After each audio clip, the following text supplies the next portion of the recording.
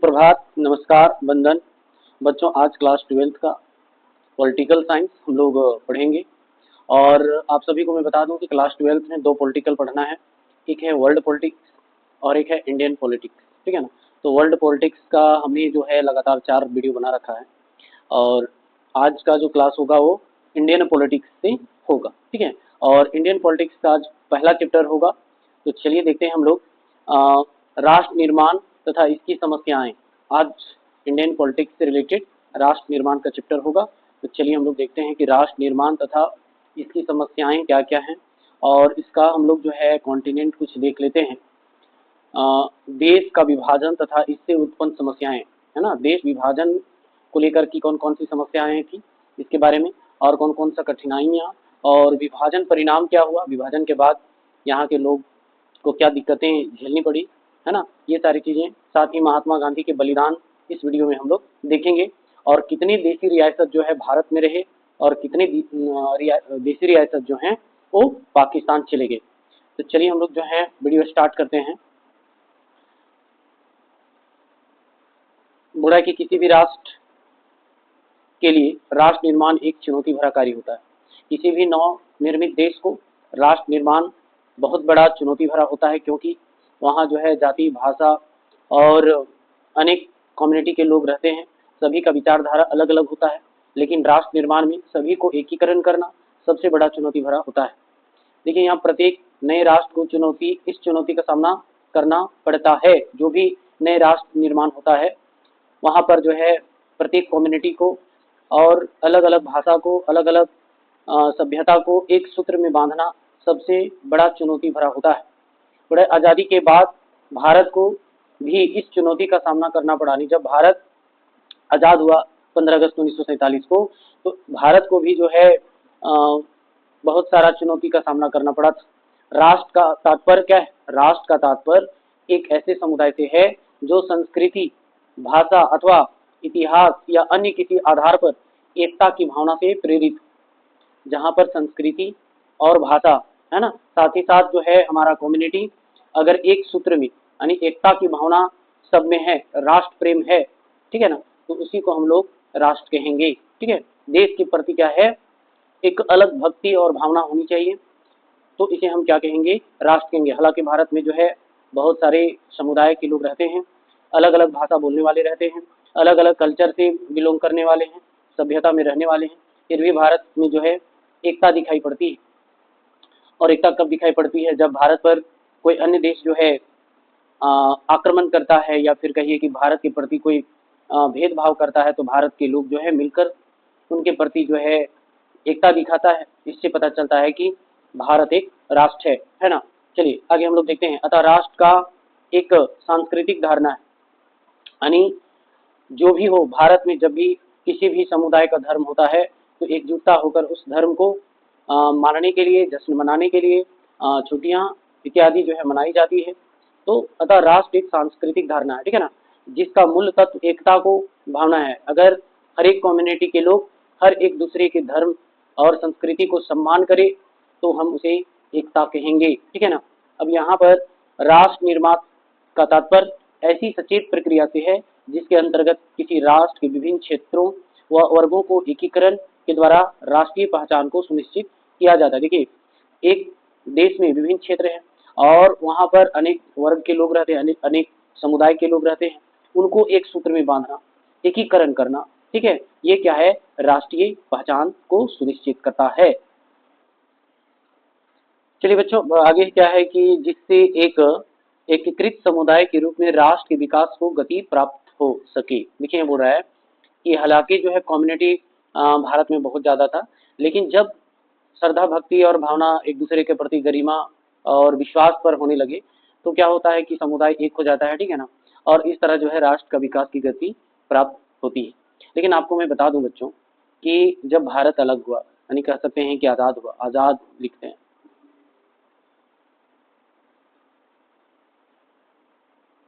आज़ाद के समय यानी आज़ादी के समय जो है भारत में जो जनसंख्या थी ना, वो लमसम 39 करोड़ था, लगभग कह सकते हैं, लगभग जो है 39-40 करोड़ था, जिसमें जो है भारत में जो है लमसम 82% जो है 82% जो है वो भारत में रह गया। कहाँ पर? तो भारत में। और अगर हम लोग पाकिस्तान की बात करें तो पाकिस्तान में जो है पाकिस्तान अगर हम लोग पाकिस्तान की बात करें तो पाकिस्तान में मात्र जो है 18% लोग गए, ठीक है ना। और जितना पाकिस्तान को भूमि दी गई थी उसके हिसाब से जनसंख्या पाकिस्तान जाने को एग्री नहीं था, ठीक है।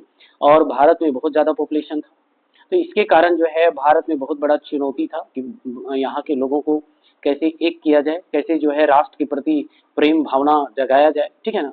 हालांकि जितने भी कुछ कुछ रियासत जो हैं वो पाकिस्तान जाना चाहते थे, जैसे जम्मू हो गया या हैदराबाद की बात करें या फिर कह सकते हैं कि जम्मू कश्मीर का या फिर जूनागढ़ का, ये सारे रियासत जो हैं पाकिस्तान जाना चाहता था, लेकिन ऐसे ऐसे जगह था कि जिसके कारण जो है उनको पाकिस्तान नहीं भेजा गया। अब यहाँ है कि लगभग 82% भारत में रह गया और 565 रियासत था। आज़ादी के समय भारत में देशी रियासत कितना था? 565, जिसमें जो है 556 रियासत जो है भारत में रह गया और मात्र जो है 9 रियासत जो हैं वो पाकिस्तान चला गया, या कह सकते हैं कि 9 रियासत मिलकर के जो है पाकिस्तान बना। तो भारत के पास बहुत जनसंख्या रह गया, है ना, जिसके कारण जो है भारत को चुनौती का सामना करना पड़ा। अब यहाँ हम लोग देखेंगे कि कैसे भारत के विकास को गति मिले, है ना।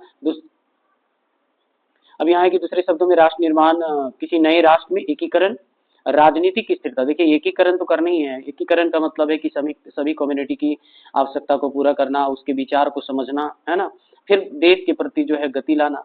साथ ही क्या था कि भारत के अंदर जो पॉलिटिक्स था, हालांकि आज़ादी के समय एक ही पार्टी था जिसका नाम है कांग्रेस, और उस समय जो है राजनीतिक स्थिरता होना बहुत जरूरी था ताकि विकास को गति मिल सके और विकास की सुनियोजित प्रक्रिया, है ना, ये 3 चीजें जो हैं राष्ट्र निर्माण में बहुत जरूरी है। पहले तो देश के अंदर रहने वाले लोगों या कम्युनिटी को एक करना, फिर है राजनीतिक स्थिरता को बनाए रखना, तब जो है विकास को सुनियोजित प्रक्रिया, यानी सुनियोजित कहने का मतलब है कि प्लानिंग बनाया जाए कि कैसे जो है देश का विकास किया जा सके। फिर कहता है कि एक प्रक्रिया राष्ट्रीय जीवन के लिए सार्थक कतिपय मूल्य। देखिए यहाँ पर हम लोग जिसका गरिमा की बात करते हैं, विश्वास की बात करते हैं और एक दूसरे का रेस्पेक्ट की बात करते हैं, आदर्श की बात करते हैं, इसी से क्या होगा? राष्ट्र का निर्माण होगा। एक दूसरे पर विश्वास करना, उनको रेस्पेक्ट करना, आदर करना, है ना। बोल रहा है कि इसी पर आधारित जो है राष्ट्र का निर्माण होगा। आगे हम लोग देखने वाले हैं कि भारत में राष्ट्र निर्माण की जो चुनौतियां थी उसमें नेहरू का दृष्टिकोण क्या था, नेहरू का जो है विचारधारा क्या था। बोले कि राष्ट्र निर्माण वैसे भी एक जटिल प्रक्रिया है, सभी कम्युनिटी को खुश करके रखना, है ना, ये आसान बात नहीं है। हालांकि जो है हर एक कम्युनिटी अपना अपना देश का निर्माण, अलग अलग देश का निर्माण करने की कोशिश कर रहे थे, लेकिन महात्मा गांधी या कह सकते हैं कांग्रेस पार्टी का एक ही थे कि भारत जो है अखंड भारत बनेगा। लेकिन 1947 में आज़ादी के समय सांप्रदायिक आधार पर देश के विभाजन के कारण इसी जटिलताएं को अधिक बढ़ा दी गई, यानी बढ़ गई। देखिए यहाँ पर भारत का जो विभाजन हुआ 1947 में, तो भारत का जो विभाजन है 14 से लेकर के 15 अगस्त 1947 को, देखिए यहाँ 14 अगस्त को पाकिस्तान, ठीक है ना, पाकिस्तान, और एक जो है 15 अगस्त को भारत। देखिए भारत जो है अपनी आज़ादी कब मनाता है? 15 अगस्त को, और वही जो है पाकिस्तान जो है 14 अगस्त 1900 यानी 14 अगस्त को जो है वो अपनी आज़ादी मनाता है। तो यहाँ पर कहा गया कि अखंड भारत जो भी आज़ादी से पहले भारत था, कि जहाँ पर जो है इस्लाम मानने वाले या मुस्लिमों की बहुल संख्या होगा वो पाकिस्तान बनेगा, और जहाँ पर हिंदू बहुल एरिया होगा, क्षेत्र होगा, वह जो है हिंदुस्तान बनेगा, ठीक है ना। हालांकि जो है आज़ादी के बाद भी भारत में जो है 12% मुस्लिम लोग रह गया था, ठीक है, यानी टोटल जो है भारत में लगभग जो है 18% मुस्लिम था, जिसमें 12% मुस्लिम जो है भारत में ही रह जाता है, ठीक है। और क्योंकि एक जगह कहीं पर रहता नहीं है इस्लाम मानने वाले, पूरा कहीं जम्मू कश्मीर में है, तो कोई जूनागढ़ में है, तो कोई हैदराबाद में है, तो कोई केरल में है, कोई असम में है, तो इस तरह जो है कि छितिर वितिर था, कह सकते हैं कि विभाजित थी, एक जगह था नहीं। हालांकि जो है पंजाब में जो है ज़्यादातर मुसलमान लोग रहता है, पश्चिमी पंजाब में, यही कारण है कि पश्चिमी पंजाब को काट करके जो है पश्चिमी पाकिस्तान बनाया जाता है।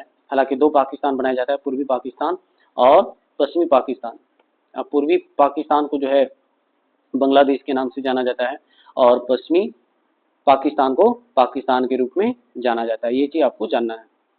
अब यहाँ पर देखिए बोलता है कि 1947 में आजादी के समय सांप्रदायिक आधार पर जो है बनाया गया, जो जैसा कि मैंने बताया कि जहाँ पर मुसलमान की संख्या ज्यादा होगा, यानी मुस्लिम जो है बहुल संख्या में जहाँ पर होगा वहीं पर क्या है पाकिस्तान को एरिया या क्षेत्र दिया जाएगा। पर देश की विभाजन के कारण इस जटिलताएं अधिक बढ़ गई। अगर ऐसे ही एक क्षेत्र बांट करके अगर पाकिस्तान बनाया जाता तो कोई बात नहीं, लेकिन यहाँ सांप्रदायिक आधार पर, तो इससे क्या हो गया कि लोग जो है आपस में ही झगड़ा करना शुरू कर गए, है ना, यानी मुस्लिम समुदाय के लोग और हिंदू समुदाय के लोग।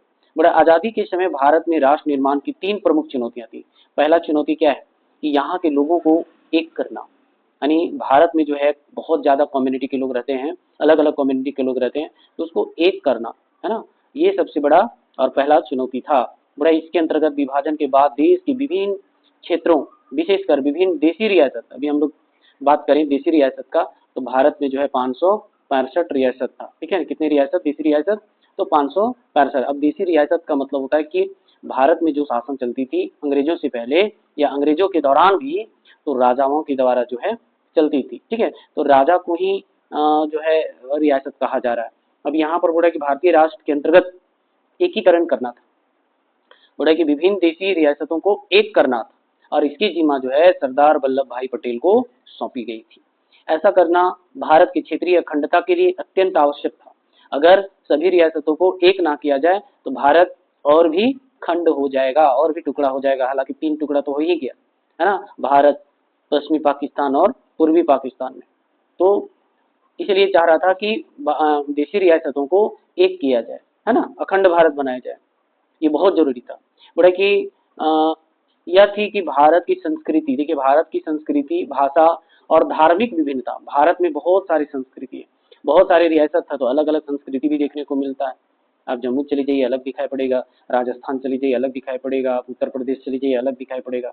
तो संस्कृति जो है अलग अलग है, और भाषा भी लोग अलग अलग बोलते हैं, और धार्मिक विभिन्नता भी थी। इसके बावजूद भी राष्ट्रीय अखंडता को कैसे संरक्षित किया जाए, ये सबसे बड़ी चुनौती थी कि अलग भाषा बोलने वाले, अलग संस्कृति में रहने वाले, है ना, अलग अलग धर्म मानने वाले को एक कैसे किया जाए, है ना। ये 565 में से भी मैंने कहा कि 9 रियासत जो है पाकिस्तान चली जाता है, पाकिस्तान के एरिया में, और 556 रियासत को एक करना इतना आसान नहीं है। ठीक है ना। अब आगे हम लोग देखेंगे कि इस संबंध में नेहरू का दृष्टिकोण उदारवादी था, बहुत ही उदारवादी रहते हैं, है ना। महात्मा गांधी भी काफी उदारवादी रहते हैं। तो उदारवादी का मतलब है कि सभी धर्मों को सम्मान और गरिमा के साथ एक करना, है ना, उस पर विश्वास करना। तो वैसे विचारधारा के व्यक्ति थे, यही कारण है कि नेहरू जी को उदारवादी कहा जाता है। आगे हम लोग देखेंगे कि नेहरू भारत की विभिन्नताओं से परिचित थे, यानी नेहरू जी हैं पूरे भारत के प्रांतों और देशी रियासतों में विजिट किए हुए रहते हैं, काफी समझते हैं, भारत को समझते थे।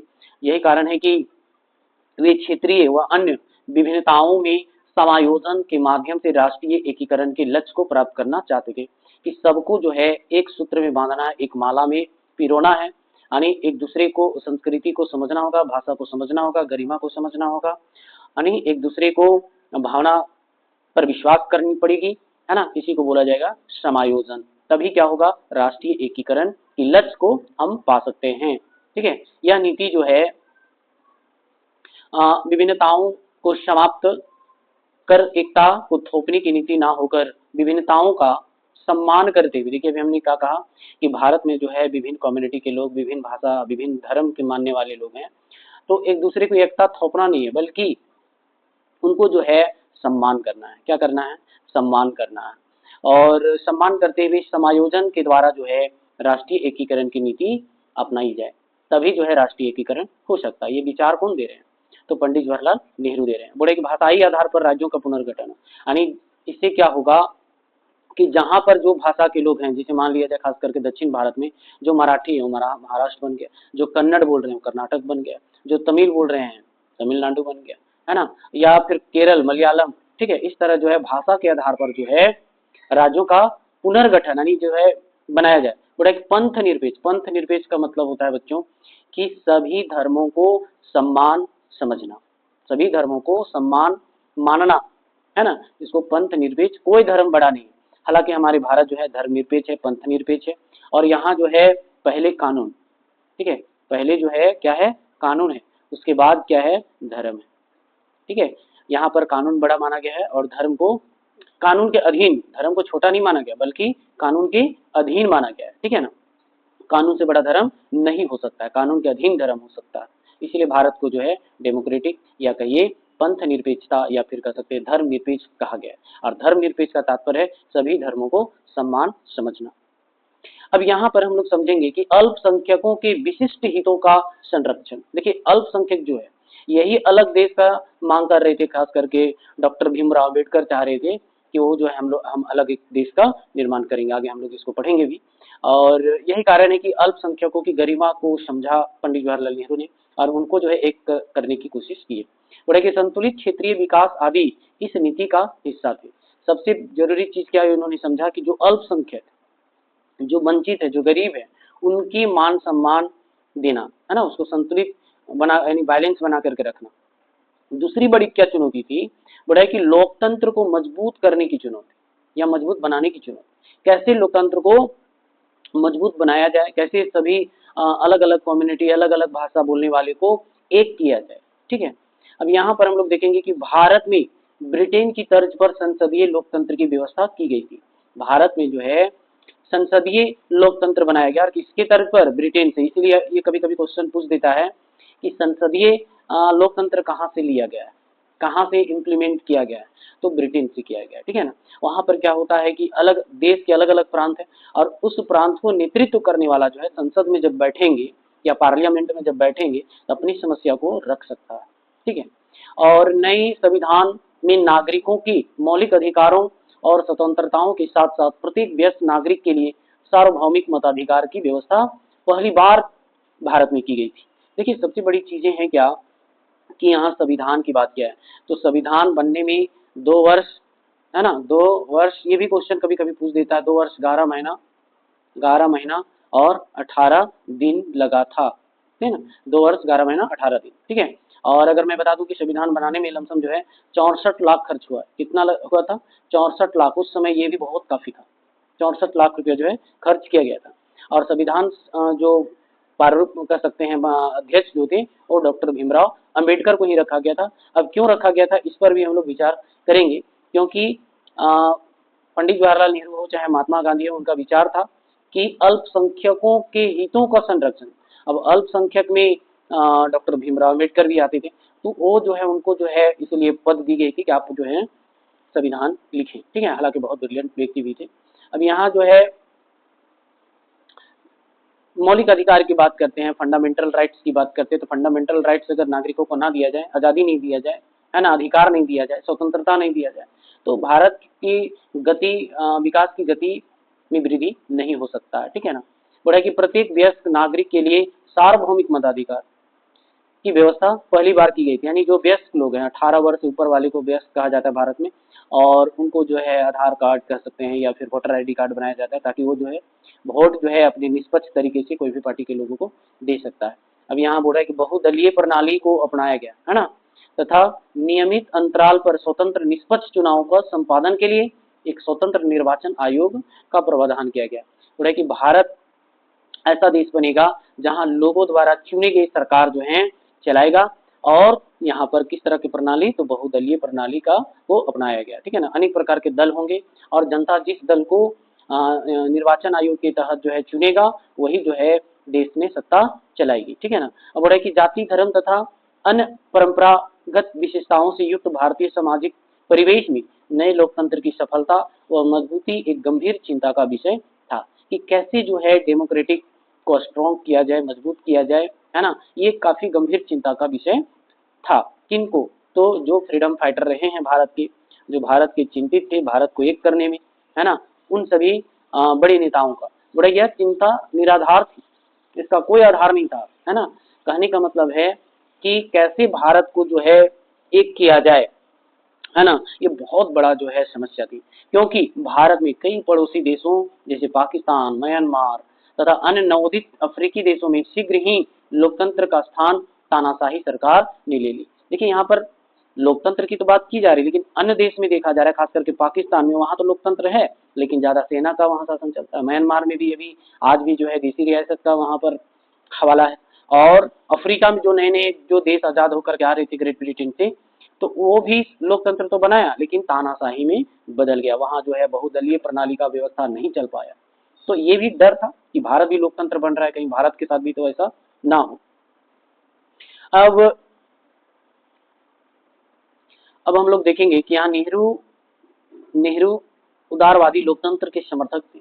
उदारवादी के मतलब हमने कहा कि सभी धर्म, भाषा और जाति वाले को जो है सम्मान के साथ, गरिमा के साथ उनको विश्वास करना उन पर, है ना। तो इस तरह के विचारधारा के नेहरू थे, है ना। तो इसीलिए जो है इनको उदारवादी कहा जाता है। बोल रहा है कि उनका विश्वास था कि जैसे जैसे समानता और न्याय पर आधारित विकास की प्रक्रिया आगे बढ़ेगी ना, देखिए यहाँ पर क्या कहा इन्होंने, बोल रहा है कि जैसे जैसे समानता और न्याय पर आधारित विकास की प्रक्रिया आगे बढ़ेगी, भारत में लोकतंत्र की जड़ें मजबूत होती जाएगी। यहाँ सबसे बड़ी चीजें नेहरू जी का कहना था, इक्वालिटी और जस्टिस दोनों पर जो है विकास का आधार रखा जाएगा। अब बोल रहा है कि लोकतंत्र संस्थाओं को मजबूत करना, कमजोर व वंचित वर्गों को आरक्षण आदि के माध्यम से राजनीतिक भागीदारी को बढ़ाना है। क्योंकि भारत में जो है डिस्क्रिमिनेशन भी बहुत ज्यादा था, खास करके जो कमजोर और वंचित वर्ग थे, है ना, वो भी उनको जो है बड़े वर्गों के द्वारा जो है शोषित किया गया था। इसलिए नेहरू जी इस पर ध्यान दिए कि कमजोर और वंचित वर्गों को क्या दिया जाना चाहिए, आरक्षण के द्वारा जो है उसे मजबूत किया जा सकता है। क्योंकि ये सारे वर्ग जो होते हैं आर्थिक रूप से उतना संपन्न नहीं होते हैं, तो सरकार जो है अपने आरक्षण के द्वारा जो है उसको समृद्धि और हाथों में रोजगार देने का काम करेंगे। और साथ ही साथ क्या है कि ये लोग जो हैं राजनीतिक भागीदारी भी लेंगे। अब बोले कि विधि का शासन होगा, यानी कानून का शासन भारत में होगा, और न्यायपालिका व समाचार के माध्यम से स्वतंत्रता आदि भी नेहरू की लोकतांत्रिक दृष्टि का एक अंग था। देखिए जो है भारत को अगर आजादी मिली है तो उसमें जो है विधि का शासन चलेगा। किसका शासन चलेगा? विधि का शासन चलेगा। न्यायपालिका, हालांकि जो है संविधान के 3 अंग हैं जिसको हम लोग बोलते हैं विधायिका, कार्यपालिका और न्यायपालिका, और एक चौथा स्तंभ जिसको माना जाता है उसको माना जाता है मल्टीमीडिया को, या फिर कह सकते हैं समाचार को, ठीक है ना। तो इनके द्वारा जो है क्या होगा, देश चलेगा, ठीक है। अब उन्होंने राजनीतिक लोकतंत्र के साथ साथ आर्थिक व सामाजिक लोकतंत्र पर भी बल दिया। देखिए अगर लोकतंत्र को मजबूत करना है तो कहीं ना कहीं समाज में रहने वाले लोगों का इकोनॉमिक प्रॉब्लम को देखना पड़ेगा, वहाँ की सामाजिक स्थिति को देखना पड़ेगा, तभी जो है देश या राष्ट्र का निर्माण संभव हो पाएगा। और उसके अनुसार लोकतंत्र केवल शासन का एक प्रकार नहीं, यानी लोकतंत्र बनने का मतलब ये नहीं कि उससे सिर्फ क्या चलाया जाए, शासन चलाया जाए, बल्कि लोकतंत्र का मतलब है यहाँ के रहने वाले लोगों को क्या मिलना चाहिए, आज़ादी मिलनी चाहिए, ठीक है ना। या कह सकते हैं कि यह एक जीवन शैली बना ले, सब जो है अपने डीएनए में बैठा ले, मन में बैठा ले कि हम किस तरह के देश में रहते हैं, लोकतंत्र में रहते हैं, और सभी धर्म, सभी कम्युनिटी, सभी भाषा, सभी संस्कृति के लोगों को समान अधिकार है। ये जो है हमें अपने मन में और या कह सकते हैं कि लाइफ स्टाइल में लाना पड़ेगा। बोले कि समानता और न्याय पर आधारित तीव्र विकास की चुनौती, कैसे भारत को विकास में या विकास की गति बढ़ाया जाए, तो वो नेहरू जी का था कि समानता और न्याय के आधार पर जो है विकास की गति को बढ़ाया जा सकता है। भारत में राष्ट्र निर्माण की तीसरी चुनौती विकास की ऐसी प्रक्रिया को सुनिश्चित करना था कि उसका लाभ केवल उच्च वर्गों तक सीमित ना होकर समाज के सभी वर्गों को प्राप्त हो सके। यानी जो भी योजना भारत बनाएगी सिर्फ जो है उच्च वर्ग को नहीं मिले, बल्कि समाज में रहने वाले सभी वर्गों तक जो है उस योजना का फायदा मिल सके। हालांकि आपको मैं बता दूं कि भारत में जो वर्ग का विभाजन किया गया है प्राचीन कालों में, तो एक है ब्राह्मण, क्षत्रिय और वैश्य और शूद्र। तो यहाँ पर ये दो जो वर्ग हैं ये काफी जो है समाज में वंचित वर्ग था। तो जो भी योजना सरकार निकाले ये चारों वर्गों में जो है समान रूप से जो गरीब हैं, क्योंकि हर एक वर्ग में जो है गरीबी है, तो सभी वर्गों को मिलना चाहिए, ये नहीं कि सिर्फ उच्च वर्ग लोगों को योजना का फायदा सिर्फ मिल पाए। अब यहाँ पर बोला संविधान में कमजोर वर्गों तथा अल्पसंख्यकों विशिष्ट हितों की रक्षा के साथ साथ नीति निर्देशक सिद्धांतों के अंतर्गत एक कल्याणकारी राज्य की व्यवस्था की गई थी। देखिए यहाँ पर किस चीज की बात किया जा रहा है, कमजोर तथा अल्पसंख्यक के विशिष्ट हित है ना। और संविधान बनाते वक्त इस चीज को भी बहुत ध्यान रखा गया है, SC ST और कह सकते हैं पिछड़े और अल्पसंख्यक और कमजोर वर्गों को आरक्षण हेतु एक सिद्धांत बनाया गया है, कानून बनाया गया है। लेकिन व्यापक असमानता आज भी भारत के अंदर जो है अनइक्वालिटी देखने को मिलता है, असमानता देखने को मिलता है। बोला कि गरीबी, बेरोजगारी, ढांचागत सुविधाओं के अभाव के चलते कल्याणकारी राज्य की धारणा का व्यवहारिक रूप देना एक कठिन कार्य था। बोला कि भारत जो है, भारत जब आजाद हुई उस समय में जानते हैं 17% ही लोग जो हैं पढ़े लिखे लोग थे, तो जिम्मेवार पर्सन थे नहीं, उतना जागरूक थे नहीं, और लगभग जो है 72% लोग जो हैं कृषि पर जो है आश्रित थे। तो कहीं ना कहीं जो है गरीबी तो था, और कुछ ही ऐसे परसेंट 15% लमसम जो है अपने आप को संपन्न परिवार था। तो कहीं ना कहीं जो है असमानता देखने को मिला है, गरीबी भी था, बेरोजगारी था, क्योंकि कृषि ही जीवन का एक साधन था और रोजगार का कोई साधन था नहीं, इसलिए बेरोजगारी भी बहुत बड़े पैमाने पर थी। और ढांचागत सुविधाओं यानी कह सकते हैं कृषि के लिए जो व्यवस्था होना चाहिए, मैनुअल होना चाहिए, या लैंड लोगों के पास होना चाहिए, किसान के पास होना चाहिए, उत्तम किस्म का बीज होना चाहिए, इस सब का अभाव पाया गया। पेस्टिसाइड नहीं था, इरिगेशन के लिए कुआं, तालाब, नहर इत्यादि का व्यवस्था नहीं था, तो उतना ज्यादा उत्पादन भी नहीं हो पाता था, जिसके कारण देश में गरीबी भी छाई हुई थी। अब यहाँ जो है इस संबंध में नेहरू लोकतांत्रिक समाजवाद की धारणा को से प्रभावित थे। देखिए समाजवाद कहाँ से ये प्रेरित हुए, तो रूस से, ये भी याद रखना आपको, ठीक है ना। भारत को जो है समाजवादी बनाने का जो प्रेरणा लिए पंडित जवाहरलाल नेहरू, वो कहाँ से लिए थे, रूस से लिए थे। समाजवादी ऐसी अर्थव्यवस्था है जहाँ उत्पादन के सभी साधनों पर सरकार का नियंत्रण हो और वैसे लोगों को पर विशेष ध्यान दिया जो जो अल्पसंख्यक है, जो गरीब है ना, जो पिछड़े हैं, दबे कुचले लोग हैं। यही कारण है कि नेहरू जी ने भारत को लोकतांत्रिक के साथ साथ समाजवादी की धारणा को अपनाते हैं। और इसके अंतर्गत लोकतांत्रिक तरीके से क्रमशः समता और न्याय पर आधारित समाज का स्थापना का लक्ष्य रखा गया था। देखिए जो है साम्यवादी के सभी लोगों को समान अवसर मिले, रोजगार का क्या मिले, समान अवसर मिले, है ना। इस आधार पर जो है भारत की समाज की स्थापना का लक्ष्य रखा गया था।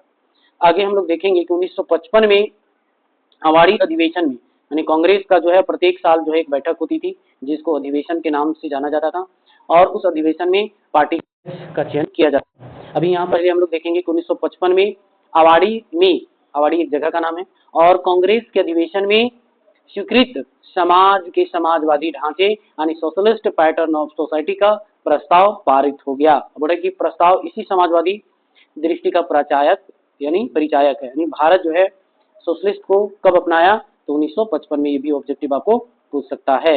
बोले नेहरू ने जमींदारी उन्मूलन, देखिए जमींदारी उन्मूलन बहुत बड़ा, जमींदारी प्रथा जो है ब्रिटिश के समय 1793 में भारत में लाया गया था। कब लाया गया था, 1793 में। और कौन लाया था, लॉर्ड कॉर्नवालिस, आपको ये याद रखना है, लॉर्ड कॉर्नवालिस के द्वारा जो है भारत में जो है जमींदारी प्रथा लाई गई थी।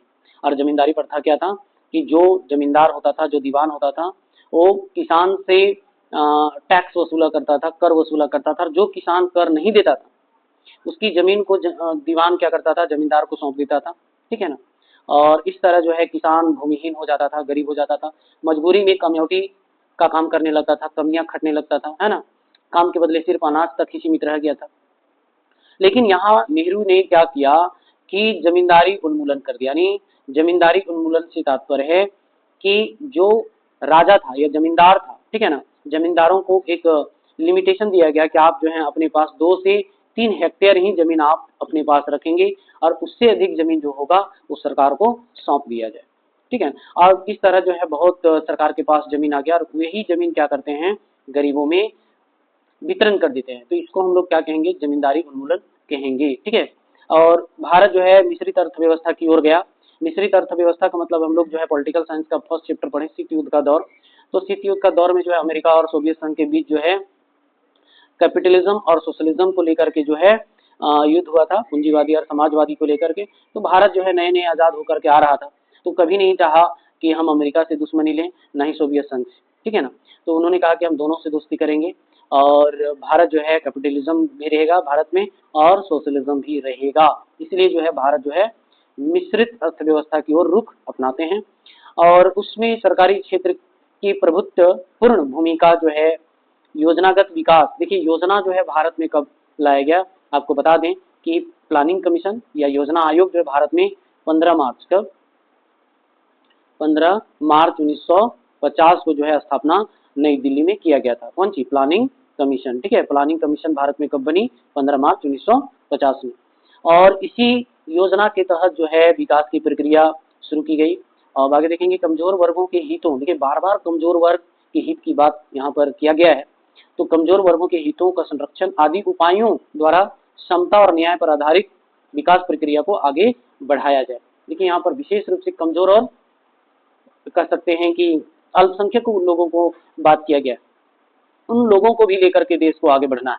बड़े विकास में बड़े उद्योग तथा ढांचागत सुविधाओं की स्थापना व विज्ञान, तकनीकी और विज्ञान पर विशेष बल दिया गया। देखिए किन किन चीजों पर जो है बात की जा रही है, तो बोला जा रहा है कि ढांचागत सुविधा की स्थापना किया जाए। ढांचागत मतलब हो गया इंफ्रास्ट्रक्चर, रोड, बिजली, पानी, है ना, की स्थापना के साथ साथ जो है विज्ञान और तकनीकी, साइंस और टेक्नोलॉजी पर भी विशेष बल दिया गया, ताकि इसके जरिए ही देश का विकास संभव हो पाएगा। बड़े आधुनिक भारत के विकास की आधारशिला रखने के कारण ही नेहरू को आधुनिक भारत के निर्माता कहा जाता है। देखिए ये क्वेश्चन आपको ऑब्जेक्टिव में आएगा कि भारत के आधुनिक भारत के निर्माता किन्हें कहा जाता है, तो नेहरू जी को कहा जाता है। किनको कहा जाता है? नेहरू जी को। यही कारण है इनको आधुनिक भारत के पिता के नाम से जाना जाता है। अब हम लोग आगे देखने वाले हैं कि देश के विभाजन तथा उससे उत्पन्न समस्याएं क्या क्या हुआ। बोला है कि भारत का सांप्रदायिक आधार पर विभाजन उसके इतिहास की एक भयंकर त्रासदी था। देखिए जो है भारत जब आजाद हुआ, हालांकि हम लोग हिंदुस्तान कहेंगे, हिंदुस्तान जब आजाद हुआ तो उसके बाद जो है माउंट बेटन के द्वारा जो है भारत को सांप्रदायिक आधार पर दो भागों में बांट देता है, पाकिस्तान और भारत के रूप में। ठीक है ना, भारत के रूप में।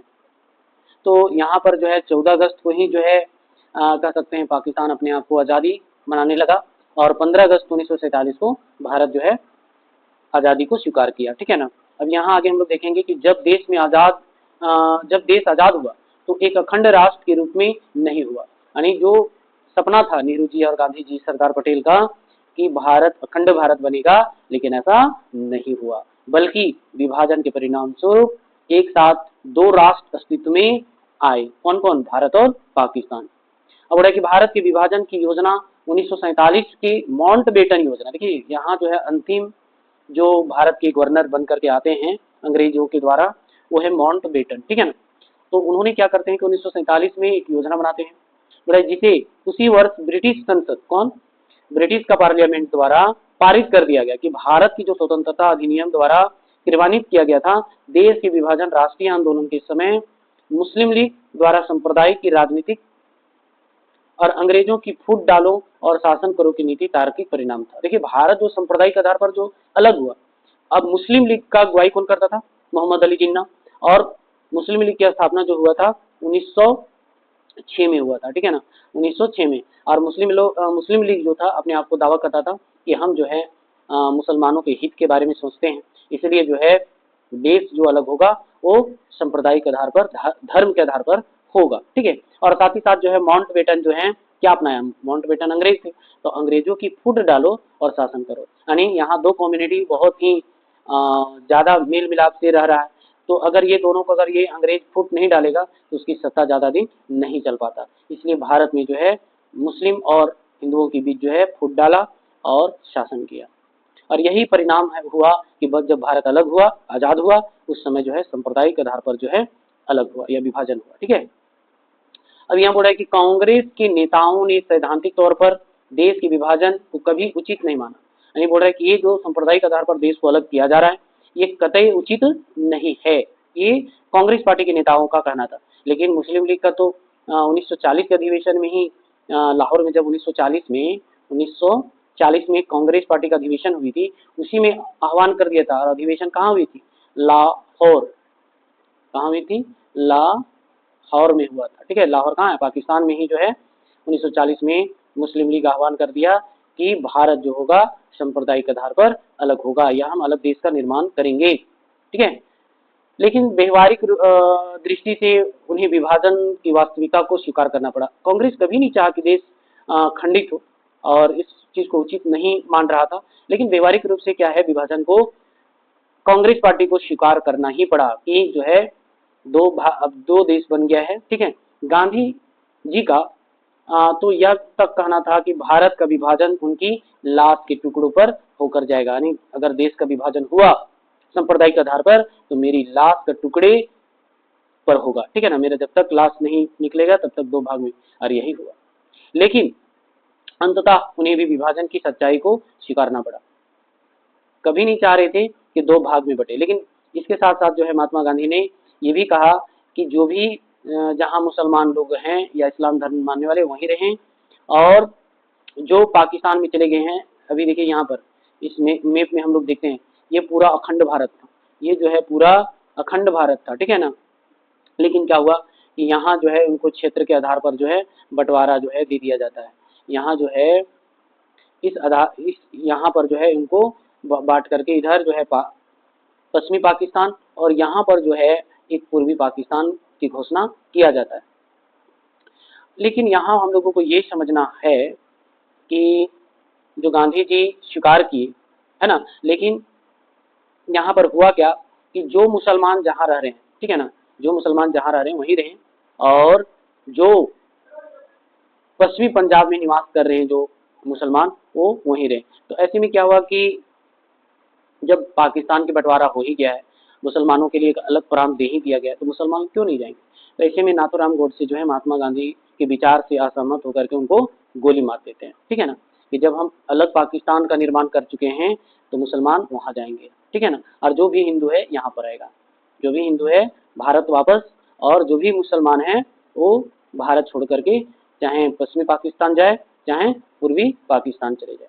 और महात्मा गांधी के विचार नहीं था, यही कारण है कि नाथूराम गोडसे जो है उनको गोली मार देता है। ये जो बात कही थी उन्होंने कि भारत का विभाजन उनकी लाश के टुकड़ों पर होकर गुजरेगी, और यही हुआ। अब यहाँ जो है विभाजन के पूर्व यानी बंटवारा के पूर्व अखंड भारत का राजनीतिक मानचित्र, ये जो है जब भारत अलग नहीं हुआ था उस समय का ये आपका मैप दिखाया जा रहा है, ठीक है ना। लेकिन अलग हो जाने के बाद जो है यहाँ इस तरह का कंडीशन आ जाता है अलग होने के बाद, ठीक है। तो ये जो है बन जाता है पूर्वी पाकिस्तान, और ये बन जाता है आपका पश्चिमी पाकिस्तान। और ये हुआ कि भारत जो है 3 खंडों में बट गया, और जो महात्मा गांधी का सपना था सपना ही रह गया, है ना। बोला कि विभाजन की पृष्ठभूमि की शुरुआत अंग्रेजों की फूट डालो और शासन करो की नीति से होती है। अंग्रेज जब से आया भारत, तो उन्होंने खास करके यहाँ की कम्युनिटियों को फूट डाला, तब जाकर के उन्होंने शासन कर पाया, यहाँ के लोगों को आपस में ही क्या करवाया, लड़वाया, ठीक है ना। और इस नीति का उद्देश्य यह था कि ब्रिटिश शासन तभी अस्थायी हो सकता है जब हिंदू और मुस्लिम आपस में विभाजित रहे। देख रहे कितना खतरनाक सोच था, जबकि भारत जो है भारत में निवास करने वाले हर एक कम्युनिटी जो है एक दूसरे के साथ भाईचारा के साथ रह रहे थे। लेकिन जब से अंग्रेज आया उन्होंने फूट डालो और शासन करो की नीति अपना रखे थे। अब यहाँ पर जो है राष्ट्रीय आंदोलन कमजोर बना रहे थे, क्या बना रहे थे, कमजोर बना रहे थे। काहे कि एक साथ एक यूनिटी के साथ अगर अंग्रेजों के विरुद्ध लड़ाई लड़ी जाती तो कहीं ना कहीं भारत पहले अलग हो जाता, आज़ाद हो जाता। लेकिन क्या हो कि यहाँ पर जो है हिंदू मुस्लिम में बंटवारा करके अंग्रेज जो है यहाँ जो है यूनिटी खत्म करने की कोशिश किया, या आंदोलन को कमजोर करने की कोशिश किया था। देखिए 1905 में ही बंगाल का विभाजन उन्होंने करवा दिया था, अंग्रेजों ने 1905 में ही जो है अलग करवा दिया। साथ ही क्या है कि 1906 में ढाका में ब्रिटिश के सहयोग से मुस्लिम लीग की स्थापना हो। अगर ब्रिटिश सहयोग नहीं करता तो शायद जो है मुस्लिम लीग नहीं बनता, नहीं जो है मोहम्मद अली जिन्ना का पार्टी नहीं बनता, ना ही जो है पाकिस्तान अलग होता। लेकिन उन्होंने कौन सहयोग किया मुस्लिम लीग बनाने में, तो ब्रिटिश का सहयोग मिला था 1906 में। ये भी ऑब्जेक्टिव आपको पूछ सकता है कि मुस्लिम लीग की स्थापना कब हुआ, तो 1906 में हुआ, ठीक है ना।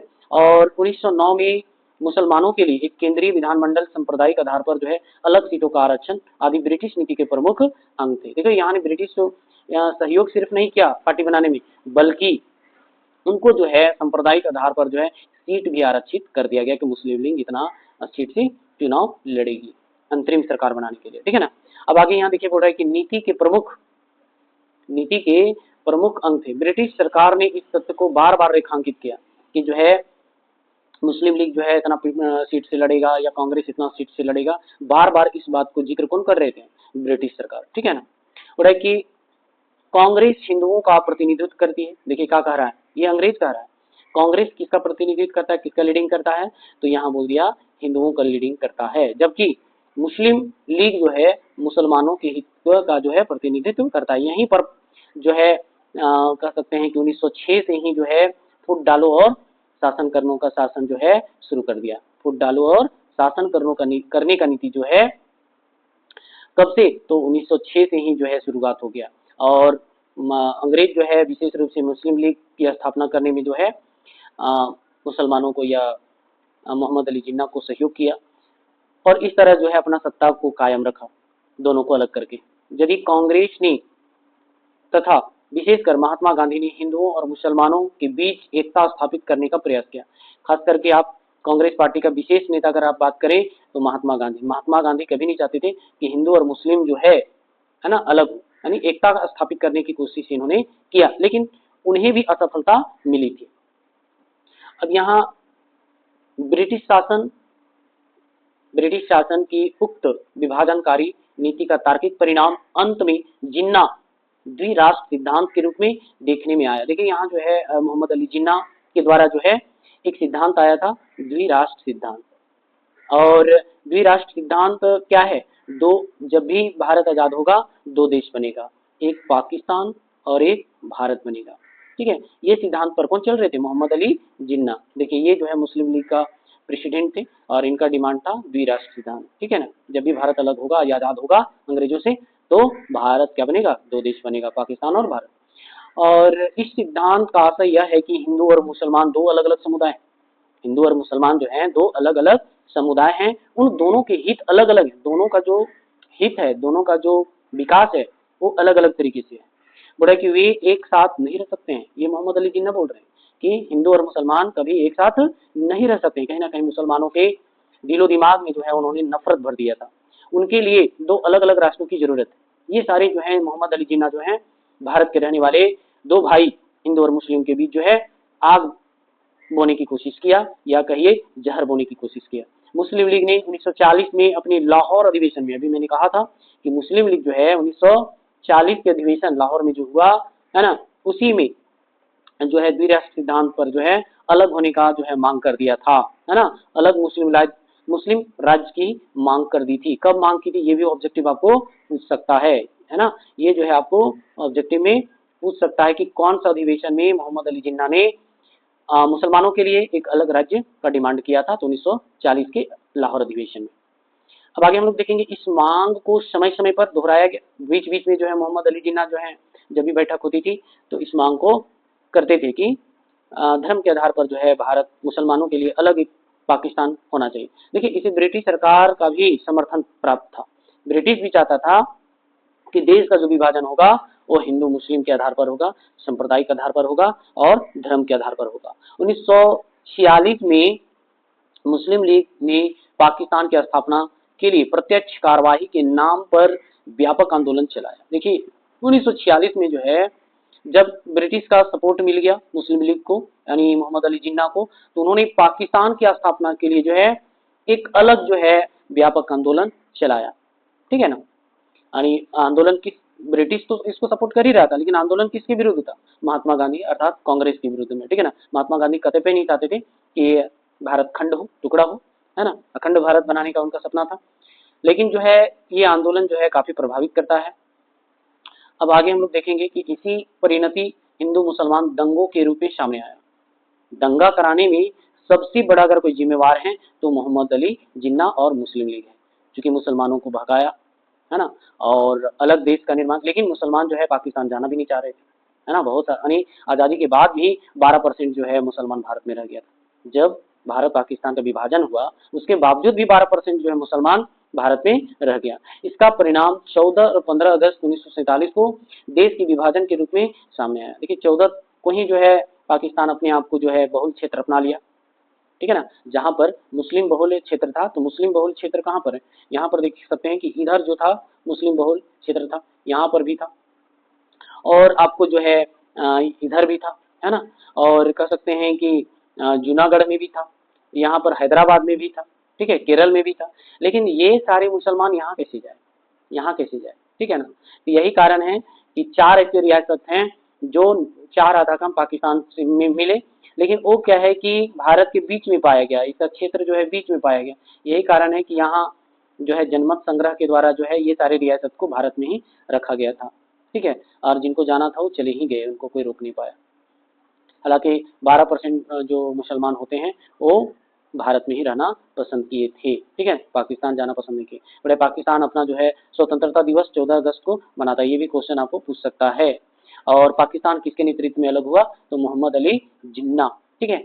और जबकि भारत जो है स्वतंत्रता कब मनाता है, तो 15 अगस्त को मनाता है। ये सारे जो है ऑब्जेक्टिव बन सकता है, इंटीरियर एरिया से ही ऑब्जेक्टिव आपको पूछेगा, ठीक है। आपको इंटीरियर एरिया से ही जो है क्वेश्चन पूछेगा। अब यहाँ बोला है कि विभाजन की कठिनाइयां क्या हुआ, बोला है कि जब ब्रिटिश सरकार, कांग्रेस तथा मुस्लिम लीग ने सांप्रदायिक आधार पर देश का विभाजन को स्वीकार कर लिया, तो उसका यह आधार तय किया गया कि जिन क्षेत्रों में मुस्लिम जनसंख्या अधिक है वे क्षेत्र पाकिस्तान का हिस्सा होंगे, तथा जहां हिंदू बहुमत में है वे क्षेत्र भारत का हिस्सा रहेंगे, ये तय किया गया। तो वही चीज तो हम बताना चाह रहे थे यहाँ पर कि इस क्षेत्र में जो है खास करके पश्चिमी पंजाब, ये पूरा पंजाब है, ये जो है पूरा पंजाब है, ठीक है ना। तो ये जो यहाँ पर जो है पश्चिमी पंजाब में जो है ज्यादातर जो है मुस्लिम बहुल क्षेत्र था, और यही कारण है कि इनको पाकिस्तान बनाया गया। बाकी इधर जो है हिंदू बहुल बहुमत वाला क्षेत्र रहता है, तो इसलिए जो है ये भारत का अंग रह गया। चलिए आगे हम लोग देखेंगे। स्टेटमेंट के साथ पढ़ने से क्या होता है कि आपको ज़्यादा कॉन्सेप्ट क्लियर होगा, याद करने की कोशिश नहीं करना बल्कि कॉन्सेप्ट क्लियर करना है। लेकिन इस सिद्धांत का लागू करना आसान नहीं था, ठीक है ना। हिंदू मुस्लिम है ना, तो जहाँ तहाँ जो है यहाँ स्पष्ट क्या कह रहा है, दिख रही है ना, कि मुस्लिम जनसंख्या अधिक है, जिन क्षेत्र में मुस्लिम ज़्यादा है वह पाकिस्तान का हिस्सा होंगे, और जहाँ हिंदू बहुमत में है वे क्षेत्र जो है भारत का हिस्सा रहेंगे। लेकिन ये सिद्धांत लागू करना इतना आसान नहीं था, क्योंकि हिंदू और मुस्लिम जनसंख्या का संकेंद्रण कई स्थानों पर मिश्रित प्रकार का था। संकेंद्रण मतलब बटा हुआ, ठीक है, संकेंद्रण का मतलब क्या होता है, बटा हुआ था, यानी कह सकते हैं यानी विकेंद्रित के रूप में थे। यानी मुसलमान यहाँ भी था, हैदराबाद में भी था, जूनागढ़ में भी था, जम्मू कश्मीर में भी था, और असम वगैरह में भी था, ठीक है, या फिर और पूर्वोत्तर भारत में कुछ राज्यों में था, केरल में था। तो इस तरह जो है यहाँ भी केंद्र था मुसलमानों का, यहाँ भी केंद्र था, यहाँ भी केंद्र था, ठीक है, यहाँ भी केंद्र था, यहाँ भी केंद्र था। तो इस तरह कितना पाकिस्तान बनाया जाए, तो ये जो नीति लागू किया गया था कि जहाँ पर जो है मुस्लिम बहुल क्षेत्र होगा पाकिस्तान, ऐसे में तो 7 को पाकिस्तान बन जाता, ठीक है, 6 को पाकिस्तान बन जाएगा ऐसे में, अगर इस तरह कहीं बंटवारा किया जाता तो ऐसा पॉसिबल नहीं हो पाया। बुराई की लेकिन इस सिद्धांत लागू करना आसान नहीं था, क्योंकि हिंदू और मुस्लिम जनसंख्या संकेंद्रण कई स्थानों पर मिश्रित प्रकार का था, अतः विभाजन के समय निम्न कठिनाइयां का सामना करना पड़ा। पहला क्या है, यह कि ब्रिटिश भारत के किसी स्थान पर पूरी तरह से मुस्लिम बहुल क्षेत्र नहीं था। पूरी तरह से मुस्लिम रहता तो पूरा काट के दे दिया जाता, लेकिन जहां तहां रहने के कारण जो है वह क्षेत्र भारत में ही रह गया। अब बुराई की यद्यपि देश के पूर्व में बंगाल तथा पश्चिम में पंजाब प्रांत मुस्लिम जनसंख्या का संकेंद्रण था, जैसा कि आपको मैंने भारत के मानचित्र में दिखाया। यदि इन दोनों प्रांतों को मुस्लिम जनसंख्या के आधार पर विभाजित किया जाता है तो पाकिस्तान के 2 हिस्से होंगे, एक पश्चिमी पाकिस्तान और दूसरा पूर्वी पाकिस्तान। तो बन ही गया था, है ना। यहाँ पर मैंने जिक्र किया कि इस एरिया में जो है मुस्लिम बहुल एरिया ज़्यादा रहता है, यहाँ पर जो है पूर्वी बंगाल में जो है मुस्लिम बहुल एरिया ज़्यादा था। तो यहाँ पर क्या है, कैसे में तो 2 पाकिस्तान बन जाएगा, और बना भी 2 पाकिस्तान, एक बांग्लादेश के रूप में रहा और एक जो है पाकिस्तान के रूप में। अब यहाँ पर एक पश्चिमी पाकिस्तान, दूसरा पूर्वी पाकिस्तान, इन दोनों के बीच में भारत का क्षेत्र होता है, स्थित होगा। अतः विभाजन के परिणाम स्वरूप पाकिस्तान के 2 हिस्से हो गए, देख रहे हैं ना, पाकिस्तान 2 बन गया, जिनका आपस में कोई संपर्क नहीं था। वहीं पूर्वी पाकिस्तान ही 1971 में पाकिस्तान से स्वतंत्र होकर बांग्लादेश नामक एक राज्य बन गया। देखिए यहाँ पर ये भी पाकिस्तान था, ये जो है बहुत सारे लोगों को पता होगा कि ये जो है ये भी पाकिस्तान और ये भी पाकिस्तान, लेकिन जो है ये दोनों क्षेत्र को कोई आपस में संपर्क नहीं था। बीच में भारत आ जा रहा है, बीच में कौन आ जा रहा है, भारत आ जा रहा है।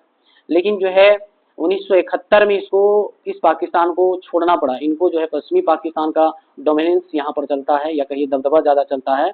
लेकिन जो है पश्चिमी पाकिस्तान को 1971 में जो है पूर्वी पाकिस्तान को आजाद कर देना पड़ता है। कब? 1971 में। चलिए इसके बारे में हम लोग जानते हैं कि ये बांग्लादेश कब बना। पूर्वी पाकिस्तान जो है, बांग्लादेश जो है 1971 में बना, ये आपको जानना पड़ेगा। और यहाँ पर भी एक आंदोलन चली थी, क्योंकि ये लोग जो हैं, पूर्वी पाकिस्तान के लोग जो हैं, उर्दू नहीं जानता था। क्या नहीं जानता था? उर्दू नहीं जानता था। और जो पश्चिमी पाकिस्तान है वो उर्दू में काफी माहिर था। तो ये पश्चिमी पाकिस्तान चाहता था कि ये भी उर्दू अपना लैंग्वेज में अपनाए, ताकि जो है कुरान वगैरह पढ़ सके। तो यहाँ के लोग ज्यादातर बंगला बोलना जानते थे, बंगला जानते थे। यही कारण है कि लोग आंदोलन किया और अपने आप को अलग करने का डिमांड करने लगा। और इसमें जो है भारत हस्तक्षेप करता है, पाकिस्तान के साथ भारत युद्ध भी करता है कि आप जो है पूर्वी पाकिस्तान को आजाद कर दीजिए। और वही 1971 में जो है भारत पाकिस्तान के बीच युद्ध होता है। भारत इस युद्ध में जीत हासिल करती है और बांग्लादेश अलग एक आजाद देश बन जाता है। ठीक है, बांग्लादेश आजाद देश बना तो ये भारत का भी बहुत बड़ा योगदान है, क्योंकि भारत ही पाकिस्तान के साथ युद्ध करके बांग्लादेश को आजादी दिलाई थी। देखिए यहाँ पर पूर्वी पाकिस्तान ही 1971 में पाकिस्तान से स्वतंत्र होकर बांग्लादेश नामक राज्य बन गया। ठीक है, अब यहाँ पर हम लोग देखेंगे कि दूसरी बड़ी कठिनाई क्या थी। दूसरी कठिनाई यह थी कि सभी मुस्लिम बहुल क्षेत्र पाकिस्तान में नहीं शामिल होना चाहते थे। बहुत सारे रियासत जो हैं पाकिस्तान जाना ही नहीं चाहता था, अतः उन्हें विवश कर पाकिस्तान में शामिल किया गया। कुछ रियासत को, कुछ लोगों को विवश किया गया, यानी सांप्रदायिकता का युद्ध हुआ, जिसके कारण लोग जो है भारत छोड़ करके गए। लेकिन बहुत जो है लमसम 12% जो है, अभी आपको मिलेगा कहीं ना कहीं तक, तो 12% जो है मुस्लिम जो है भारत में ही रहा, वो जाना ही नहीं चाहता था। और एक उदाहरण के लिए पाकिस्तान स्थित उत्तरी और पश्चिमी सीमा प्रांत में लोकतांत्रिक नेता खान अब्दुल गफार, ये जिन्ना के जो द्विराष्ट्र सिद्धांत था उसका जो है विरोध कर दिए थे। देख रहे हैं ना, यही कारण है कि कुछ मुसलमान भारत में ही रह गए। ठीक है ना, खान अब्दुल गफार खान जो थे वो मोहम्मद अली जिन्ना के विरोधी थे। मोहम्मद अली जिन्ना के विचार से वो संतुष्ट नहीं थे कि कहने का मतलब है कि खान अब्दुल जो हैं वो कभी नहीं चाहते थे कि भारत जो है दो भागों में बटे, पाकिस्तान और भारत के रूप में। यही कारण है कि खान अब्दुल गफ्फार खान जो हैं मोहम्मद अली जिन्ना का द्विराष्ट्रीय सिद्धांत का विरोध करते हैं, तथा यहाँ पर जो है वे इस प्रांत को पाकिस्तान में शामिल नहीं करना चाहते थे। जो कहाँ के उत्तरी और पश्चिमी की बात किया जा रहा है कि ये नहीं चाहते थे। कौन? नेता खान अब्दुल गफ्फार खान कभी नहीं चाहते थे कि ये एरिया जो है पाकिस्तान में मिले, है ना। लेकिन फिर भी उनकी मांग को अस्वीकार कर इस प्रांत को पाकिस्तान में शामिल किया गया। नहीं चाहते थे पश्चिमी पंजाब जो है पाकिस्तान बने, है ना। कौन नहीं चाहते थे? अब्दुल बोल रहे हैं कि अब्दुल गफ्फार खान। लेकिन ब्रिटिश जो है या माउंटबेटन जो है खान अब्दुल गफ्फार का बात को नहीं मानते हैं, अस्वीकार किया और उसको पाकिस्तान में शामिल कर ही दिया। खान अब्दुल गफ्फार खान को सीमांत गांधी के नाम से जाना जाता है। ये भी आपको ऑब्जेक्टिव में पूछ सकता है कि सीमांत गांधी को और दूसरा नाम क्या है, तो खान अब्दुल गफ्फार खान। चलिए तीसरी बड़ी कठिनाई क्या थी, अब हम लोग यहाँ देखेंगे कि तीसरी कठिनाई यह थी कि ब्रिटिश भारत में पंजाब तथा बंगाल दो मुस्लिम बहुल प्रांत थे, लेकिन इन दोनों ही प्रांतों में कई ऐसे क्षेत्र थे जहां गैर मुस्लिम बहुल संख्या था। यानी मुस्लिम बहुल था लेकिन वहां गैर मुस्लिम भी ज्यादा था, तो उसको क्या किया जाए। अतः यह तय किया गया कि मुस्लिम बहुल संख्या का निर्धारण जिला अथवा निचले स्तर तक किया जाए, तत्पश्चात उसे किसी भी देश में शामिल किया जाए। यानी मान लिया जाए कि यहाँ हैदराबाद मान लो, तो हैदराबाद में बहुत ज्यादा मुस्लिम है, तो बोला कि एक काम करिए कि हैदराबाद को पूरा जो है एक जिला बनाया जाए जिसमें खाली मुस्लिम वर्ग के लोग रहता हो।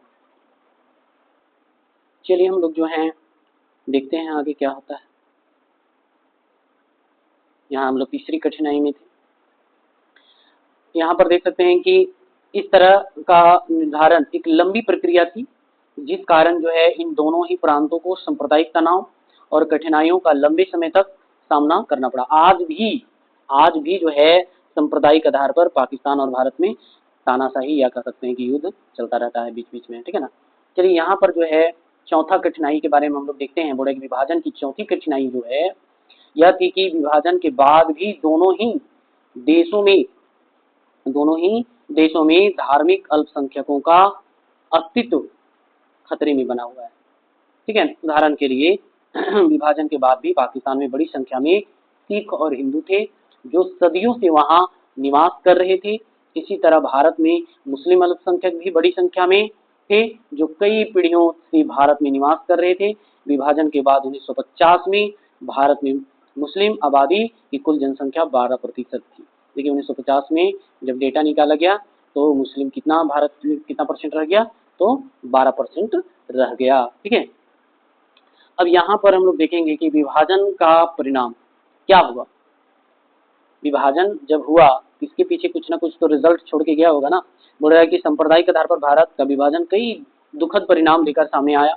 मानव इतिहास में इस तरह के अचानक, अनियोजित तथा व्यापक स्तर पर जनसंख्या का विभाजन का कोई दूसरा उदाहरण उपलब्ध नहीं है। देखिए बोल रहा है कि अनियोजित तरीके से पाकिस्तान हुआ, अलग हुआ, लेकिन यहाँ 1906 में ही 1906 में ही जो है मुस्लिम लीग बन जाता है, मुस्लिम लीग बनता है। ठीक है, मुस्लिम लीग। और कह सकते हैं कि 1940 से ही लाहौर अधिवेशन में मोहम्मद अली जिन्ना ने द्विराष्ट्रीय सिद्धांत दिया कि हम अलग सांप्रदायिक आधार पर जो है अलग रखेंगे, मुस्लिम के लिए अलग देश होगा। तो फिर यहाँ पर बोल रहा है कि अचानक थोड़ी अलग हुआ है। अचानक ये तो मोहम्मद अली जिन्ना का पहले से सपना था कि मुस्लिमों के लिए एक अलग देश। तो कहीं ना कहीं जो है सेंटेंस जो है यहाँ पर गलत है ना। अनियोजित और व्यापक स्तर पर जनसंख्या का विभाजन का कोई दूसरा उदाहरण उपलब्ध नहीं है। विभाजन के निम्न परिणाम सामने आए। देखिए क्या क्या हुआ। सांप्रदायिक दंगे, ये तो सही, ये हुआ है सांप्रदायिक दंगे। जब विभाजन की प्रक्रिया लागू की गई तो कई स्थान पर सांप्रदायिक दंगे अधिक तीव्र हो गए। पाकिस्तान में बड़ी संख्या में हिंदुओं और सिखों की हत्या हुई। देखिए पाकिस्तान में जो है हिंदू और सिख को क्या किया गया, मार दिया गया मुस्लिमों के द्वारा। बड़ा इसी तरह भारत में मुस्लिम अल्पसंख्यकों की हत्या और उनके विरुद्ध अत्याचार किए गए। जब पाकिस्तान में हिंदू और सिख को मारा जाने लगा तो भारत के अंदर भी जो हिंदू थे वो मुसलमानों को मारने लगे और उनका संपत्ति लूट ली गई। इधर पाकिस्तान में भी हिंदू और सिख की संपत्ति लूटी गई तो भारत में भी मुसलमानों की संपत्ति को लूटा गया। दोनों तरफ से सांप्रदायिक युद्ध जारी था।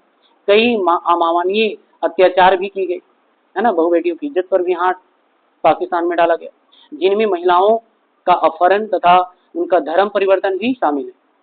कई शहरों में जैसे लाहौर, अमृतसर, कोलकाता में जनसंख्या की धार्मिक बहुलता के आधार पर सांप्रदायिक जान जो है या जोन बन गया, एक केंद्र बन गया। ठीक है ना। कहाँ कहाँ बोला कि लाहौर यानी पाकिस्तान, अमृतसर, फिर कोलकाता, यहाँ जो है एक धार्मिक केंद्र बन गया। ठीक है ना, या सांप्रदायिक केंद्र। हमेशा वहाँ लड़ाई झगड़ा होते रहता था सांप्रदायिक आधार पर।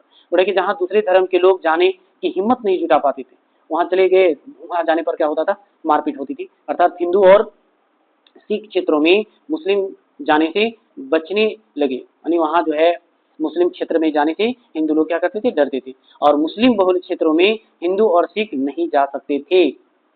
तो यहाँ अगर गए तो फिर सांप्रदायिक झगड़ा शुरू हो जाता है। जानबूझ करके जो है लोग जो है पत्थरबाजी, लाठी चलाने लगते हैं। अब यहाँ देखिए बोले कि देश में विभिन्न हिस्सों में आजादी के समय 1947 में सांप्रदायिक दंगे इतने व्यापक स्तर पर फैले कि उन्हें संभालना एक अत्यंत कठिन कार्य था। वहां तक कि महात्मा गांधी 15 अगस्त 1947 को नई दिल्ली में देश के पहले स्वतंत्रता समारोह में शामिल नहीं हो सके, क्योंकि उस दिन वे बंगाल में सांप्रदायिक दंगों को शांत कराने में प्रयासरत थे। वो दिल्ली, महात्मा गांधी कहाँ चले गए थे, बंगाल चले गए। बंगाल में जो है सांप्रदायिक दंगों का एक जोन बन गया था, लड़ाई झगड़ा होता था, इसलिए महात्मा गांधी कहाँ चले गए, बंगाल चले गए, ताकि वहां झगड़ा को शांत करा सके। ठीक है, लेकिन यहाँ पर वो बंगाल के नोआखाली क्षेत्र में, बंगाल के कहा, नोआखाली क्षेत्र में, नोआखाली के क्षेत्र में सांप्रदायिक दंगों को सीमित करने का भरसक प्रयास किया। और यह अनुमान लगाया जाता है कि इन सांप्रदायिक दंगों में दोनों देशों में 5 से 10 लाख लोग हत्या के शिकार हो गए। देख लीजिए बंगाल में क्या हुआ था। कई समाचार पत्रों तथा फिल्मों में इन दंगों को चित्रित करने का प्रयास किया गया है। 1987 में गोविंद नहलानी की फिल्म तमस में जो है पाकिस्तान में विभाजन के समय हिंदुओं और सिखों के प्लान तथा उसके नरसंहार की कहानी को चित्रित किया गया। ये देखिए पिक्चर है। आपको ये पूछ सकता है कि कौन सा फिल्म में जो है भारत पाकिस्तान विभाजन या पाकिस्तान में विभाजन के समय हिंदू और सिखों को मारा गया, काटा गया। तो 1987 में पिक्चर बनाई गई थी तमस। ठीक है, और उसका डायरेक्टर कौन था, गोविंद नहलानी। ये ऑब्जेक्टिव में पूछ सकता है। फिर दूसरा परिणाम क्या हुआ, यहाँ पर देख सकते हैं कि जनसंख्या का विभाजन तथा शरणार्थी बड़ा की समस्या हो गया। बोले कि विभाजन के परिणाम स्वरूप करीब जो है 80 लाख जनता का दोनों देशों में विस्थापन हुआ। कई सिख और हिंदू सदियों से पाकिस्तान क्षेत्रों में निवास कर रहे थे, लेकिन विभाजन के परिणाम स्वरूप अपनी संपत्ति व जायदाद छोड़कर भारत चले आए, है ना। जिनको इज्जत बड़ा था वो क्या है कि पाकिस्तान छोड़ दिया और भारत को निवास कर गए शरणार्थी के रूप में। अपने ही देश में शरणार्थी की स्थिति आ गई थी, अपने ही देश में रह करके जो है कैंप बना करके लोग रहने लगे, ऐसी स्थिति बन गई थी। अब बोल रहा है कि भारत में इस तरह के शरणार्थी कैंप स्थापित किए गए जहां उन्हें अस्थायी रूप से रखा गया। इसी तरह लाखों की तादाद में भारत के मुसलमान अपनी संपत्ति छोड़कर पाकिस्तान को प्लान कर गए। देखिए यहाँ पर मुस्लिम को लोगों को लेकर के ज्यादा फोकस किया गया है कि मुसलमान जो हैं अपनी संपत्ति छोड़कर कहाँ चले गए, पाकिस्तान प्लान कर गए। और वहाँ लाखों सिख जो है अपनी संपत्ति को छोड़ करके भारत आ गए। वहाँ उन्हें भी विभिन्न शरणार्थी कैंप में रखा गया था। शरणार्थियों ने पलायन के लिए प्रत्येक प्रकार के उपलब्ध यातायात साधन का प्रयोग किया। अनिक बोल रहा है कि पैदल मार्च ही जो है लोग एक जगह से दूसरी जगह जा रहे थे। बोल रहा है कि वे रेलगाड़ी, बसों तथा अधिकांश पैदल ही पाकिस्तान अथवा भारत की सीमा गए। देख रहे हैं ना, रेलगाड़ी, बस, जो भी मतलब यातायात का साधन मिला उसका भी प्रयोग किया, लेकिन ज्यादातर लोग जो हैं पैदल ही गए, ठीक है ना। बोले उनके साथ इस दर्द भरी यात्रा में हत्या, लूटपाट, बलात्कार जैसी घटनाएं भी हुई थी। अब यहाँ बोल रहा है कि भारत में जो शरणार्थी आए थे, यानी पश्चिमी पंजाब से यानी पाकिस्तान से जो भी शरणार्थी भारत आए थे, उनके लिए स्कूल, कॉलेज, धर्मशाला तथा अन्य स्थानों पर अस्थायी शरणार्थी कैंप बनाया गया था और वहाँ लोगों को निस्वार्थ भाव से खान पान की व्यवस्था दी जा रही थी। बड़ा कि दिल्ली में स्थित लाल किला में भी एक बहुत बड़ा शरणार्थी कैंप स्थापित किया गया था। भारत सरकार ने शरणार्थियों को पुनर्स्थापित करने के लिए निम्न कदम उठाए, यानी भारत सरकार जो भी शरणार्थी थे जो पाकिस्तान से आए थे उनको जो है अस्थायी रूप से स्थापित करने की कोशिश किया था। और एक शरणार्थी कैंपों में उनके लिए भोजन, पानी और अन्य आवश्यक सुविधाओं का इंतजाम किया गया। सरकार तथा स्वयं सेवा संस्थाओं दोनों ने इसमें महत्वपूर्ण भूमिका निभाई। कई बार ये शरणार्थी इन कैंपों में महीनों सालों तक रहते रहे, यानी जब तक व्यवस्था उन लोगों को नहीं किया गया तब तक जो है कैंप में ही शरणार्थी के रूप में वो लोग रह रहे थे। बड़ा इसका मनोवैज्ञानिक पहलू यह है कि विस्थापितों ने विस्थापन के दौरान एक गंभीर और मानसिक वेदना का सामना किया, यानी जहां भी जाता था तो मारपीट या फिर कहिए कि उनका मान सम्मान, गरिमा पर ठेस पहुंचाया जाता था। इसलिए सालों तक जो है वो कैंपों में रहे, है ना, कहीं जाने की हिम्मत नहीं दिखाई। और एक जिसकी भरपाई नहीं किया जा सकता है, जिस तरह से मानसिक वेदना दिया गया उन लोगों को, वो लोग जो है कभी अपने आप को जो है भरपाई नहीं किया। और एक साहित्यकारों तथा फिल्मकारों ने इस मानसिक वेदना को चित्रित करने का भी प्रयास किया, यानी जो लेखक हैं, साहित्यकार है, अपनी किताब के जरिए जो है लोगों के वेदनाओं को और लोगों तक पहुंचाने का काम किया। और फिल्म में भी दिखाया गया कि किस तरह जो है हिंदू मुस्लिम आपस में सांप्रदायिक लड़ाई लड़े। 1973 में MS सथ्यू द्वारा निर्देशन फिल्म गरम हवा, देखिए एक और पिक्चर गरम हवा में विभाजन के परिणाम स्वरूप विस्थापितों को मानसिक वेदना व ऊहापोह की स्थिति को दर्शाया गया है। इसमें मुख्य भूमिका बलराज साहनी ने निभाई है। इस फिल्म के अंदर जो हिंदू मुस्लिम की सांप्रदायिक दंगा हुआ उसको जो है इस फिल्म के द्वारा, गरम हवा फिल्म के द्वारा जो है दर्शाया गया। और एक सरकार ने विस्थापितों के लिए योग्यता अनुसार नौकरी देने की व्यवस्था की तथा उन्हें स्वरोजगार के लिए सस्ता ऋण भी उपलब्ध कराया। देखिए जो शरणार्थी थे, भारत सरकार जो है उनकी योग्यता के आधार पर जो है नौकरियां देने के वादा करते हैं, ठीक है ना। फिर भारत से भी लाखों के तादाद में मुस्लिम पाकिस्तान को प्लान कर गए थे तथा अपनी संपत्ति भारत में ही छोड़ गए थे। कई बार बोलेगा, पाकिस्तान से जो शरणार्थी भारत आए थे वे अपनी संपत्ति पाकिस्तान में ही छोड़ आए थे। उनके दावों को भी भारत पाकिस्तान की सरकार की सत्यापित कर पाकिस्तान गए शरणार्थी को संपत्ति भारत आए शरणार्थी को आवंटित कर दी गई। यानी इसका मतलब ये है कि जो पश्चिमी पंजाब में हिंदू और सिख थे वो अपना जमीन जो छोड़ करके भारत आए, और जो पाकिस्तान जो मुस्लिम जो था भारत में अपनी संपत्ति छोड़ करके चले गए, उनको अदला बदली कर देना, है ना। फिर बोलता है कि भारत में,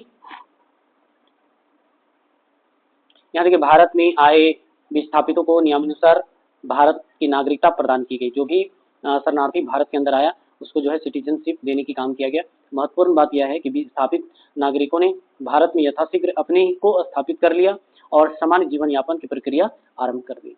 तो धन्यवाद बच्चों। नेक्स्ट वीडियो में ये आपको पूरा कंप्लीट मिलेगा। तो धन्यवाद। अगला वीडियो में फिर से मिलते हैं।